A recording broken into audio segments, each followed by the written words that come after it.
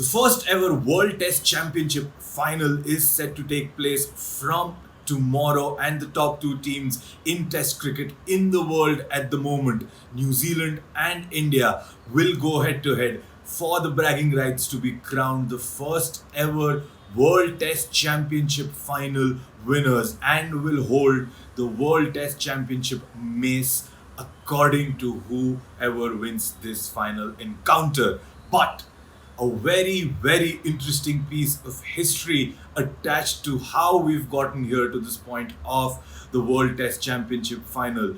Did you know that almost more than 15 years ago, the first seeds of the World Test Championship were sown all the way back in the year 2004 by two Cricket Australia employees? Yes, I'm talking about two very fine gentlemen who go by the name of James Sutherland and Paul Marsh. Now, you might know them, you might have heard about them. They have held various top positions in Cricket Australia and ICC throughout their career. So, you might have heard a lot about them when it comes to the business side of cricket. But at that point in time, all the way back in the year 2004, there were just two normal, regular employees who were the first ones to come up with a proper international league schedule for ODI cricket at that point in time. It was a league structure that they had come up with, and it was meant to be for ODI cricket. And this is the story of how that transpired and grew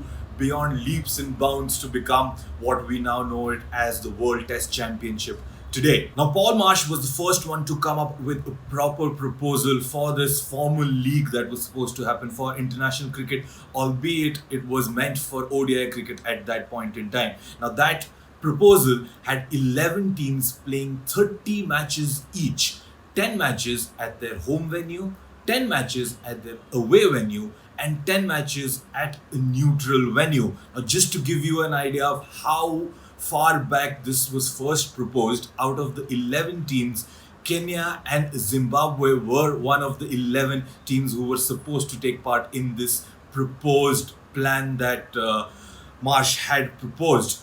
That is the time we were talking about, 2004, where Zimbabwe and Kenya were still very prominent in the international cricket circuit, and the format of T20 cricket that we now know as was not exactly in existence. It was just, maybe the first few seeds were sown, but it wasn't the force that it is today at that point in time. And this was the proposed structure that Paul Marsh came up with, and he pitched it to James. James Sutherland further pitched this proposal to ICC. Now, when he pitched it to ICC, it wasn't for the ODI format, it was for the Test cricket format. Now, James Sutherland and Paul Marsh had this discussion where they came upon the realization that ODI cricket already has the World Cup format to it. So there is enough meaning to the format for the members to compete for a given period of time, and at the end of which they play the World Cup for the bragging rights to be called the world champion. Now, Test cricket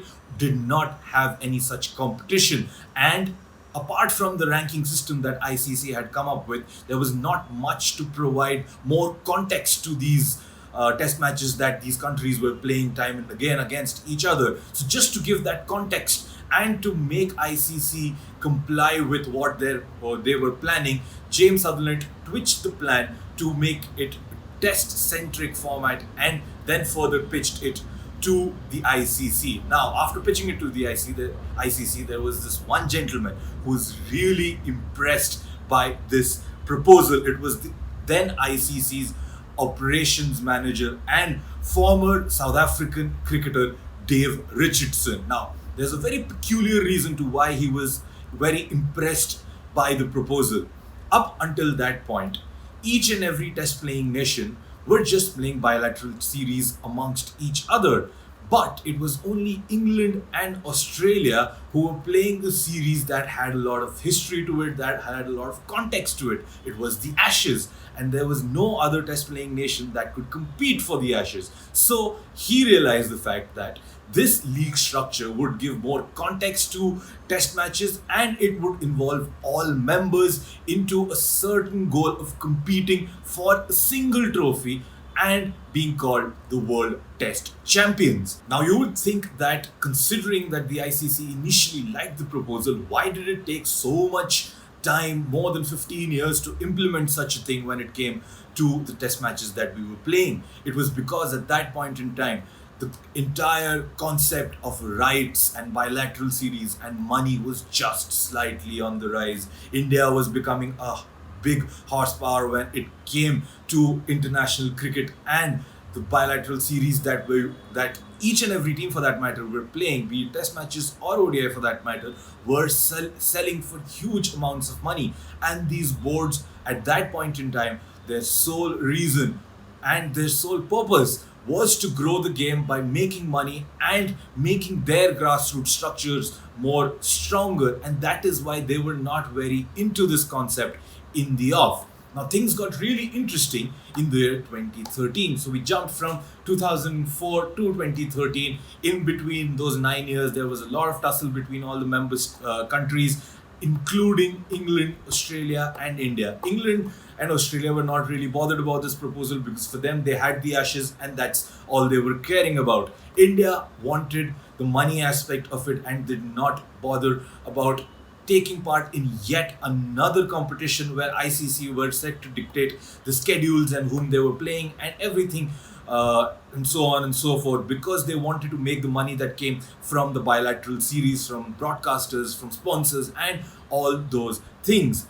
2013 things got really interesting because then it was Harun Logart who was the ICC chief at that point in time, and if you remember, if you know your cricketing history, he is one of those ICC chiefs who really wanted to bring about a change in world cricket and was criticized a lot all over the media and within the member nations for his bullish nature to try and effect change in the sport. So much so that in 2013 there was logos made, there was an entire marketing campaign that was planned out, and the entire launch of the World Test Championship was even completely chalked out.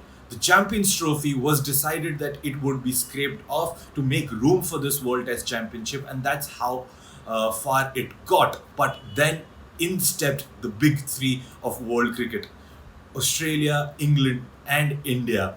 They dethroned Harun Logart from his position, and that marked the eventual taking over of world cricket as we know it by the big three nations. Now, they were categorically against the scrapping of the Champions Trophy because they realized that test match series are already getting them money through the bilateral rights that they are selling to broadcasters and to sponsors. But it is the ICC events that constitutes a major part of these three nations' revenue model, and competing in a Champions Trophy was way more valuable than competing in a one-off World Test Championship final. Remember, this proposal still said that ICC would only be looking after the World Test Championship final, the single match, and the rest of the matches, the bilateral series leading up to that World Test Championship final, were still going to be bilateral series being contested by the member nations between each other, and ICC would have no say over that. But the big three realized and were in favor of the concept that they would still want to have the Champions Trophy intact because it is an ICC event which provides greater revenue than any one-off test match would provide. Now, after 2013, we skip again to the year 2015 when Shashank Manohar took over from N. Srinivasan as the ICC chief, and he brought back the concept of the World Test Championship back onto the table. But this time, it was an entirely different ball game. The whole reason being, T20 cricket had garnered such a huge amount of popularity in the sport today that it was almost necessary to have a World Cup, a T20 World Cup every 2 years. So inadvertently, this took care of the big three's notion or problems that they had with the revenue model of ICC events. It gave them more ICC events, and it also coincided with the fact that test matches had started to lose relevance. It started to lose audience, which is why ICC, to their credit, saw this coming 10 years ago, but still had the World Test Championship in the pipeline, and thus could convince a majority of the members to take part in this World Test Championship to give more context to the test matches that these countries were playing, although they also maintained that they will not be looking over the bilateral series and all the revenues generated from there will go directly to the board members, which eased a lot of nerves when it came to the board members. Now, the first proposal that was laid down in the year 2016 was also a controversial one. It basically bifurcated the test playing nations into two divisions, the top 7 and the bottom 3. Now, the problem here was countries like Sri Lanka, which was once a very big player in the world of cricket, although they are not as big as they used to be right now, realized the fact that their bilateral series will have lesser monetary value when it came to the teams who were in the top 7. And they, with the help of India, Bangladesh and Pakistan, blocked this vote of a 2-division World Test Championship. Then, after everything, the ICC just gave in and came up with this new model, the one that we followed for this World Test Championship. Now, the ICC chief did agree that this World Test Championship format is not exactly perfect, but there is some truth to what he said next. He said that to get the first draft of this World Test Championship was more important than to get it right on the first time, because there will still be more efforts and still time to refine this model and refine this entire league structure for it to make more sense and for it to stay competitive at the same time when we get to the next cycles. Basically, it was a compromise between the ICC and the member nations to ensure that the money that was being paid to the member nations would still remain intact, considering the bilateral series would be part of the larger World Test Championship, meaning they would be able to leverage it for bigger money. Now, there were a lot of teams who were supposed to take part in this World Test Championship. All the test playing nations were supposed to take part in this World Test Championship, but the obvious problem here was that the ICC feared that in a 2-year window, it will be nearly impossible for the audience to keep track of what has been happening for a championship that lasts so long. I mean, you play one series in January of 1 year and it is still affecting what is happening in the World Test Championship Final, which is happening in January 2 years later. This is obviously an example that I'm trying to give to explain what the problems at that point in time were. Obviously, social media helped a lot with giving more context to each and every series, and it is still rather a trial and hit and trial method for that matter. And the ICC is looking to refine this process further and further as we go along. But for now, we have the first World Test Championship final taking place tomorrow. Arguably, I don't think so many people will disagree with the fact that in the end, the two best test playing nations have reached the summit clash.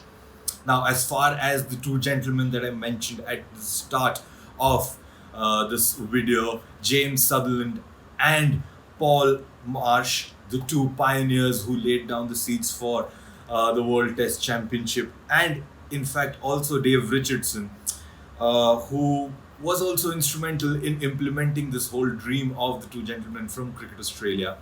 They no longer serve in the ICC or the Cricket Australia for that matter. They have stepped down from their positions and they have moved on in their lives, but they might have just started something very, very exciting and something that will give Test cricket a lot of meaning as we go forward, provided ICC can keep refining the process and keeping it as neutral as possible for all the members involved. For now, let's go and support our favorite teams when it comes to the World Test Championship Final, New Zealand versus India. Let's see who will win.